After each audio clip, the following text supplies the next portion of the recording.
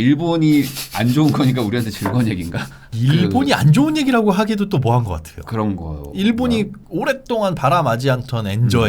드디어 엔저가 그렇죠. 아주 본격적이고 확실하고 극단적인 엔저잖아요. 그러네요. 엔저면 사실 일본 수출한테는 나쁘지 않은 거잖아요. 그렇죠.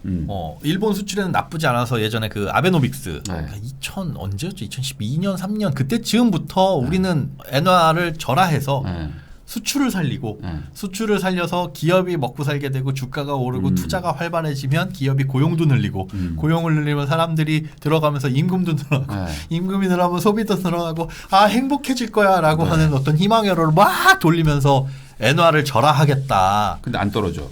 이게 아닌데 오히려 부작용들이 더 많이 나고 이런 상황에서 지금 최근 들어서 엔화가 급격하게 하락하고 있죠.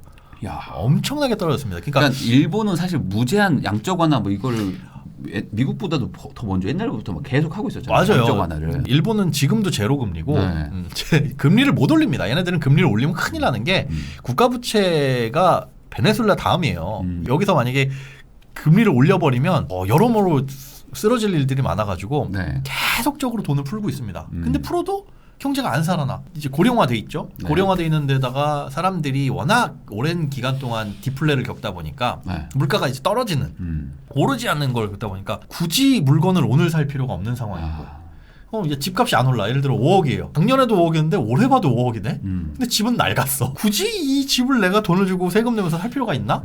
그렇게 생각하면 집값이 오를 일도 없겠죠. 사는 사람이 없으니까. 그러니까 일본은 뭐 어찌 보면 집 사기엔 참 좋은 나라 같은 게 금리도 거의 제로지. 그쵸. 뭐 1% 뭐 이렇게 막 하더라고요. 거의.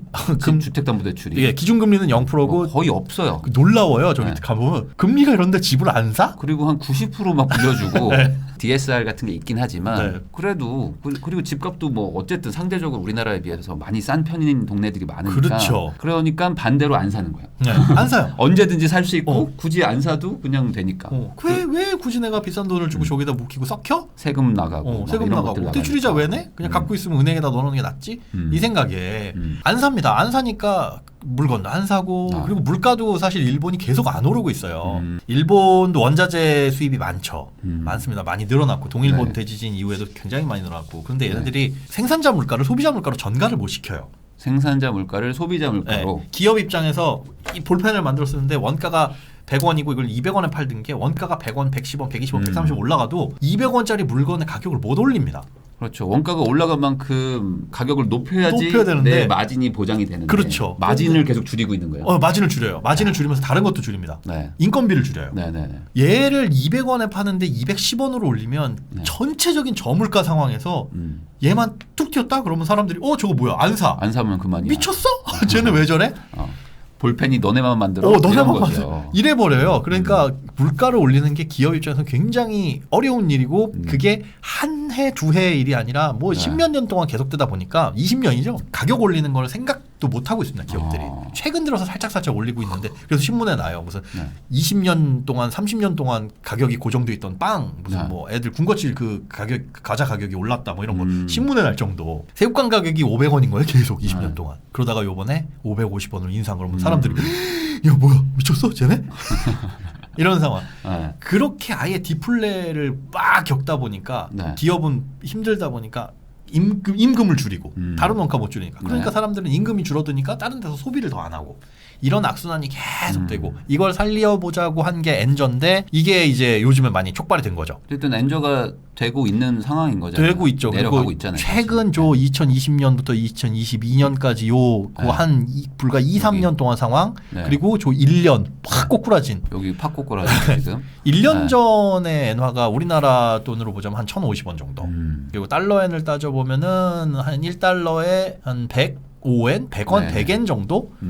그런데 이게 이제 니케이 조사가 아마 3월인가 나왔던 걸 거예요.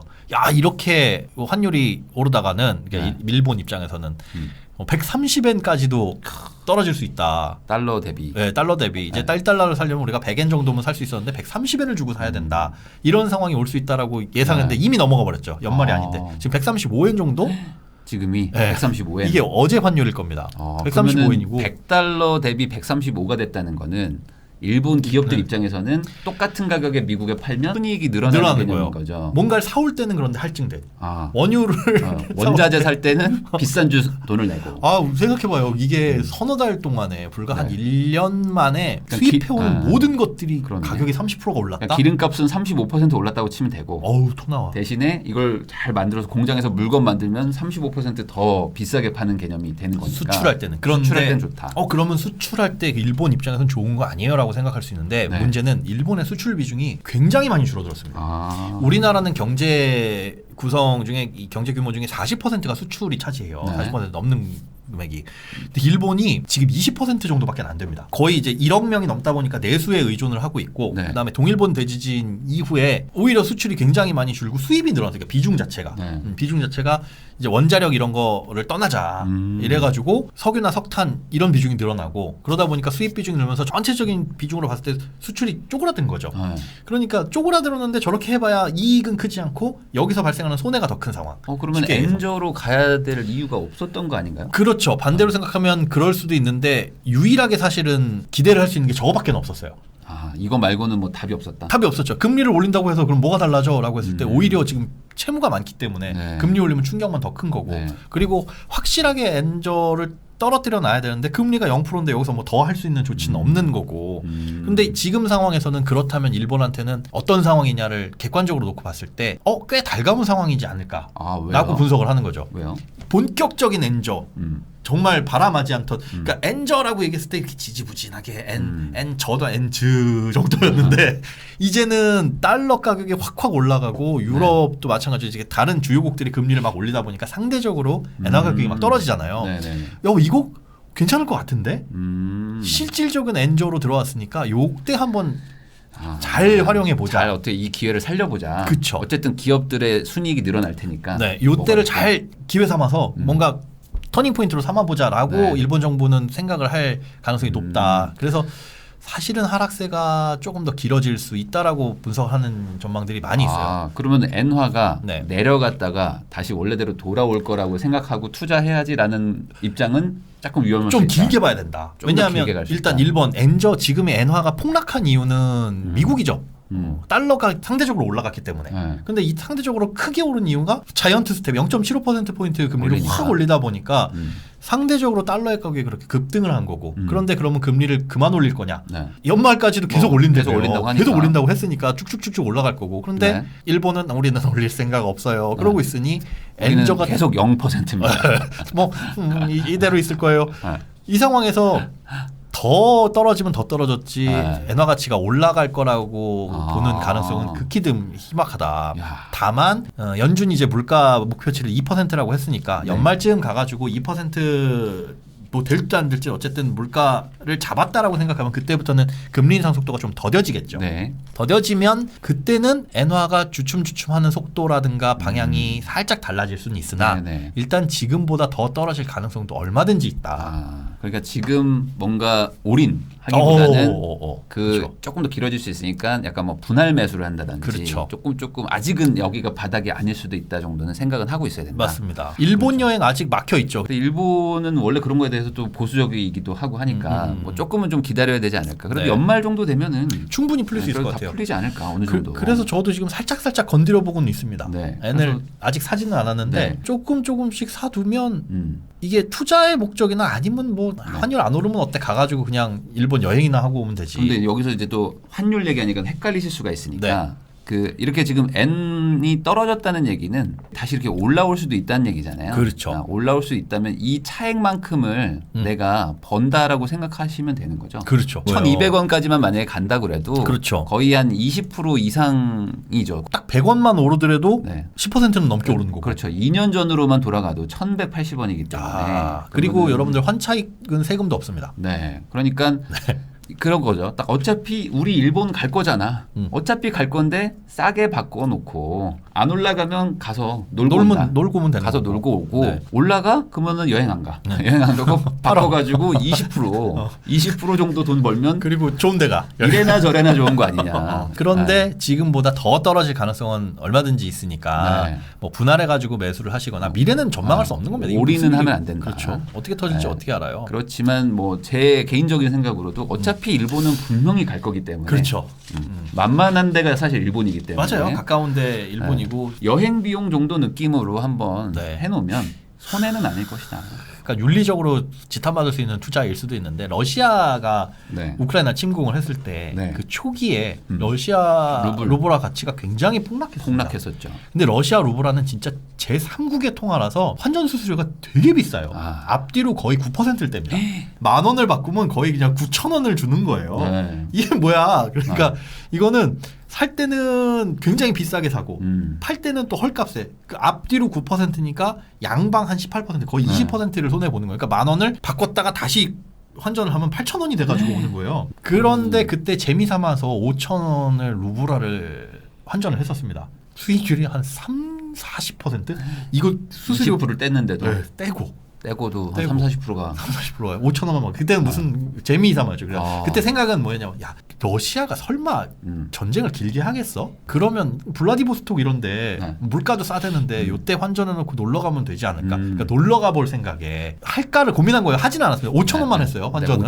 5,000원 해보니까 하니까 바로 마이너스 17점 몇 %가 찍히는 거예요. 뭐야 이거? 바로 찍히는 거. 왜 그렇게 찍히냐면 지금 내가 환전을 해서 수수료 뗐죠. 그다음에 이걸 원화로 환전했을 때 가정에서 보여주니까 그냥 바로 환전하자마자 마이너스 17이 찍힙니다. 이제 야 이건 할 짓이 못 된다. 그리고 이게 그렇게 되겠냐? 그리고 막혔어요 환전이. 네. 환전이 막혔어요. 은행들이 막아놨어요. 막고 지금은 다시 재개가 됐는데 어쨌든 그런 의미에서 환율이 어떻게 될지 방향성은 전혀 모른다라는 거. 이게 이럴 가능성이 높습니다라고 하는 전망들도 그렇죠. 사실 모르는 거죠. 모르는 겁니다. 그러니까 너무 뭐 과도하게 재산 막 올인하지 마시고. 그렇습니다. 어떤 분들은 요즘에 그래서 일본 부동산 사러 가는 분들도 있더라고요. 그러니까 대출도 잘 되지, 금리도 낮지, 가격도 그러니까, 지금 엔화도 많이 떨어져 있으니까. 네, 그러니까 실제로 터키 가치가 하락했을 때 터키 가치가 하락했을 때도 그랬잖아요. 터키에 집 사러 막 난리였잖아요. 다들 막 투자를 많이 했습니다. 지금도 그러고 있습니다. 엔화 줍줍 개미들 나서고 있고 엔화 ETF들 투자들이 많이 늘어났더라고요. 그러면은 한국인 입장에서 엔화에 투자한다. 그러니까 엔화로 사는 부동산 투자는 좀 아직 한 발짝 멀다고 치고 그냥 단순히 그냥 돈에 투자하는 방법 중에 뭐 제일 쉽다거나 아니면 좀 저렴한 수수료가 있는 게 뭐가 있죠? 안 좋은 것부터 뭐 설명을 드리자면 안 좋은 것부터. ETF 이걸 많이 하세요. 유일하게 지금 주식시장에 상장되어 있는 엔화에 투자하는 방법입니다. 우리나라 주식시장에서. 그러니까 엔화의 움직임과 똑같이 가요. 엔이 떨어지면 마이너스 1% 떨어지면 이 가격도 마이너스 1% 떨어지고 맞춰놨겠죠. 엔화가 1% 오르면 ETF의 주가도 1% 올라가고 근데 완벽하게 일치하진 않고 오차가 발생하긴 하지만 어쨌든 비슷하게 갑니다. 얘를 사면 엔화를 사둔 것과 동일한데 거의 비슷한데 이 ETF 같은 경우에는 우리나라 국내 주식에 관련된 ETF가 아니면 15.4%를 배당소득세를 과세를 합니다. 15.4%면 세금을 내야 된다라는 거 1번 단점이 있고 투자 목적이지 뭐 현금으로 쓸 수는 없는 거잖아요. 나중에 이게 안 올라가? 그러면 나 이거 그냥 엔화 들고 가가지고 여행 가야 되겠다가 안 돼요. 그냥 손에 확정 짓고 나오는 거예요. 그럼 이걸 왜 해요? 얘는 오를 거라고 생각을 하는 거죠. 사람들이 보니까 엔화에 투자할래? 투자 그러면 주식시장? 오케이 여기서 ETF 보통 이제 환율에 투자하는 경우들이 직접 환전을 하면 수수료가 붙어. 그 수수료 아끼려고 하는 거거든요. 수수료 아끼려고 ETF로. 저처럼 아까 그 러시아 루블처럼 러시아 루블에 투자하려고 하니까 앞뒤로 왔다 갔다 거의 20%대면 의미가 없으니 수수료를 환전 수수료를 떼지 않는 ETF로 투자하는 게 일반적이고 그래서 사람들이 1번 떠올리는 게 ETF이긴 합니다. 그런데 이거는 차익이 났을 때 저만큼의 세금을 떼야 되고 그 다음에 현금으로 쓸 수는 없으니까 그다지 권하고 싶지는 않아요. 권하고 싶지 굳이 않고. 엔화를 ETF로 할 필요는 없다. 그리고 이제 요즘에 또 다른 방법으로 주목받는 게 은행 환전. 은행에서 환전하는 거예요. 우리가 여행 갈 때나 마찬가지예요. 환전해가지고 그 돈을 갖고 있거나 아니면 은행 통장에다 넣어놓는 거죠. 전산상으로 넣어놓는 건데 실물부터 만약에 실제 지폐 은행 엔화를 내가 환전을 했다. 그러면 환전 수수료가 붙을 겁니다. 그런데 그 환전 수수료라는 건 어떤 개념이냐면 기준 환율이 있어요. 예를 들어 100엔에 1,000원이다. 라고 한다면 요 기준 환율에서 은행들도 먹고 살아야 되잖아요. 우리가 살 때는 요거보다 비싸게 한 1,020원을 줘야 수수료로 100엔을 주는 거고 그러면 내가 100엔이 있어요. 여행 갔다 와서 100엔이 남았네. 이걸 가지고 또 환전 원화로 바꿔주세요 라고 한다면 1,000원으로 바꿔주는 게 아니라 저거보다 한 20원 정도 까가지고 980원 정도를 주는 거예요.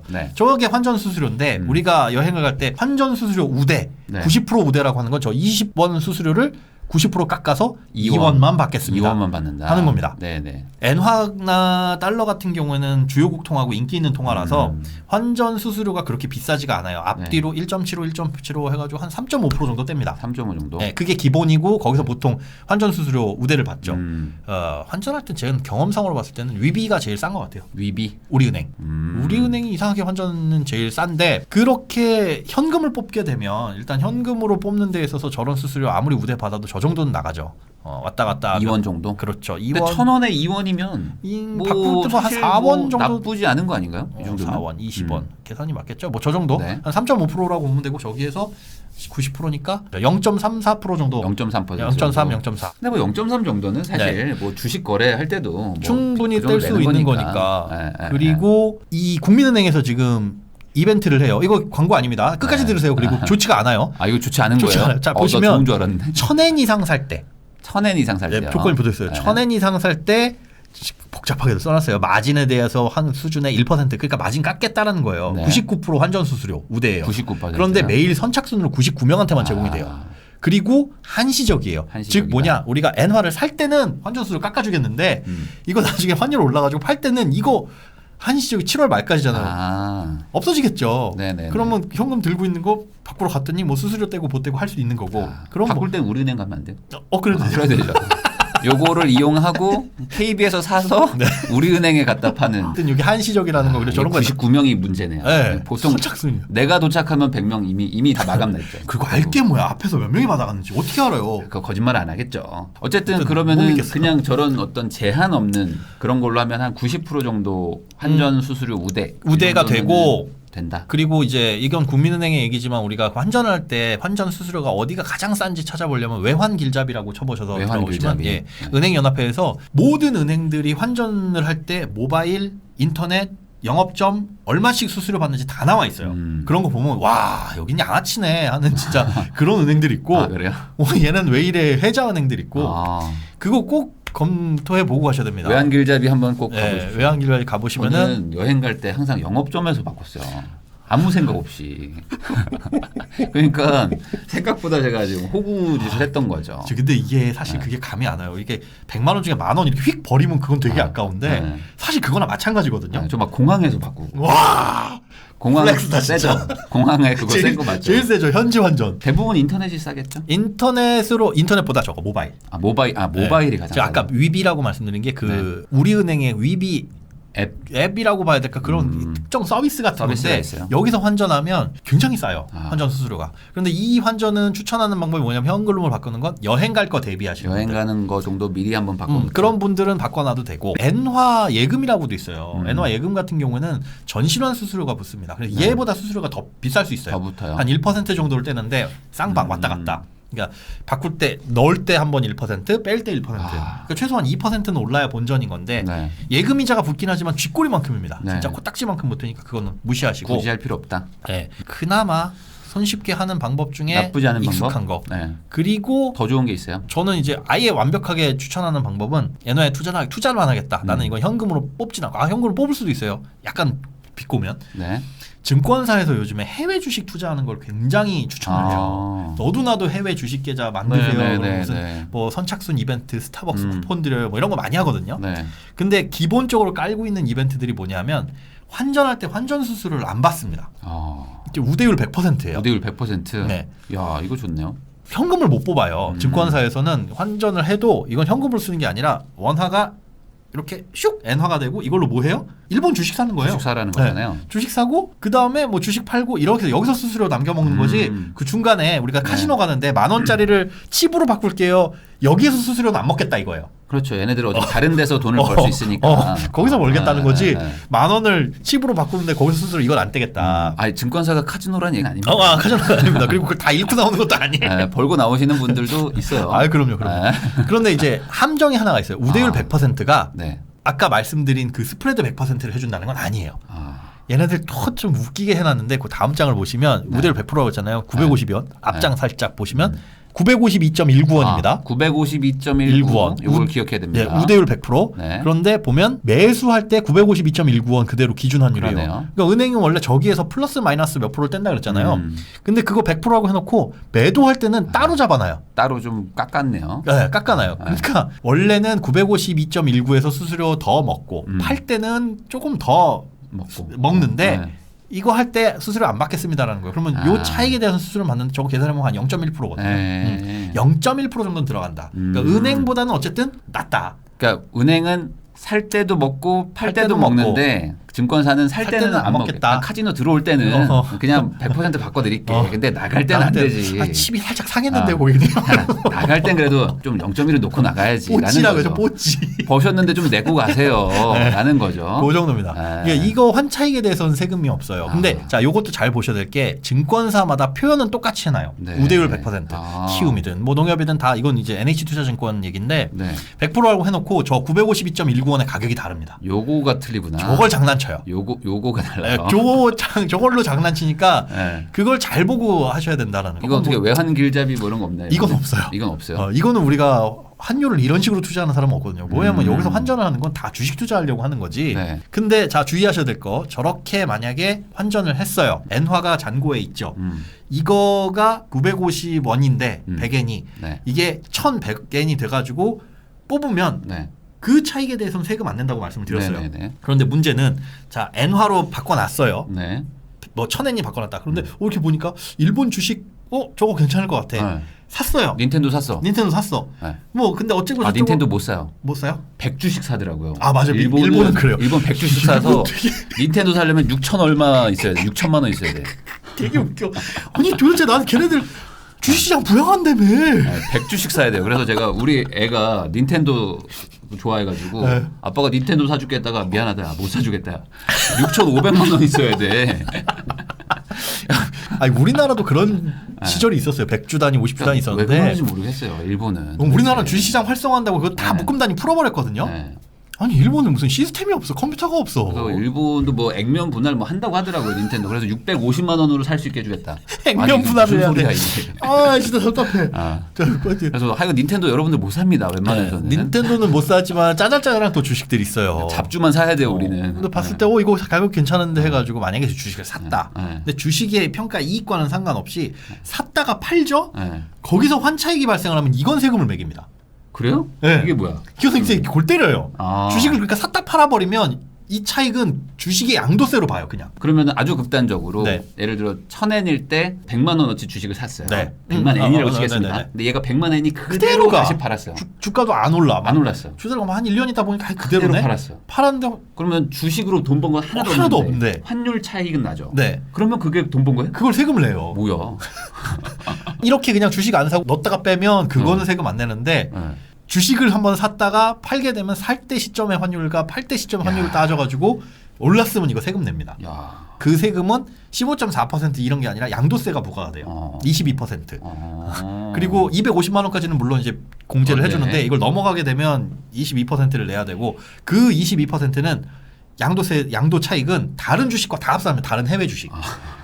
나 미국 주식 열심히 해서 한 1,000만 원 수익 났는데 그럼 여기다 갖다 붙이고 저기다 갖다 붙이고 다 합쳐서 하니까 주식은 사지 마셔라. 아 그렇군요. 그건 주식 조심하셔야 돼요. 그러니까 이 증권사 앱에 들어가셔가지고 그냥 환전하고 그냥 가지고만 있어야 돼요. 가지고만 있어라. 혹시라도 샀다가 팔면은 또 이득 보면은 또 세금 뛴다. 문제 생깁니다. 그리고 아까 말씀드린 거 증권사에 있는 돈은 외화는 뽑을 수는 없습니다. 아 어떻게 현금화하는 방법이 있나요? 이체는 돼요. 이체가 돼요. 네, 은행으로 이체해서 뽑을 수는 있어요. 그런데 이체할 때 당연히 수수료를 먹겠죠. 네, 이체 그 수수료. 이체 수수료가 또 증권사마다 다릅니다. 아. 어디 증권사는 퍼센트로 받는 곳이 있고 네. 어떤 증권사는 뭐 예를 들어서 뭐 1,000달러당 5만 원 뭐 이런 식으로 받는 게 있어요. 다 다르기 때문에 혹시나 그걸 염두에 둔다라고 네. 한다면 이체 수수료 생각해 봐야 되는데 소액으로 할 건데 그러면 은행이 낫고 아니면 뭐 고액으로 하는데 여긴 정액으로 2만 원만 떼? 이체 수수료? 난 한 3천, 4천 늘 건데? 네. 이러면은 증권사가 날 수도 있는 거고. 정리하자면 고액은 증권사에 이런 환전의 구멍이 네. 유리할 수 있고 소액이라고 한다면 은행에 환전이 유리할 수 있다. 나는 무조건 철저하게 투자로 접근한다 하면은 증권사 어플을 이용해서 사시고 네. 여행 갈 돈 정도 하겠다 하면은 그냥 은행에서 하는 게 오히려 낫지 그렇죠. 않을까. 소액으로 여행 갈 돈 정도는 그냥 은행에서 우대 받아서 하시면 네. 크게 틀리진 않을 것 같다. 맞습니다. 결국에 N저 상태인 건 맞고 근데 이게 여기가 바닥은 아닐 수 있다라는 거. 그럼요. 그리고 일본은 어쨌든 계속 N저를 유지하고 더 강하게 가려고 살 것이다. 속으로 흐뭇하게 웃고 있을 것이다. 그렇기 때문에 분할 매수를 하거나 아니면은 뭐 애매하시면 굳이 안 해도 된다. 그렇죠. 네. 과거에 이보다 더 떨어졌던 시기들도 있으니까요. 야, 1,400원까지 1,400원, 1,500원이 거의 880원까지 갔으니까 이렇게까지 내려갈 때도 있다. 네. 그러니까 올인, 아주 올인 이렇게는 안 하는 게 네. 좋겠습니다. 일본에 유학생 있는 자녀를 두신 부모님은 괜찮겠네요. 네. 뭐 일본에 뭐 물건 살 일 있는 분들 뭐 네. 이런 분들은 뭐 미리미리 조금씩 바꿔놓는 정도면 좋겠다. 기만합니다. 네, 이렇게 또 오늘 소장님하고 이야기 나눠봤고요. 다다음 주 또 2주 뒤에 또 소장님 모시고 또 이야기 나눠보도록 하겠습니다.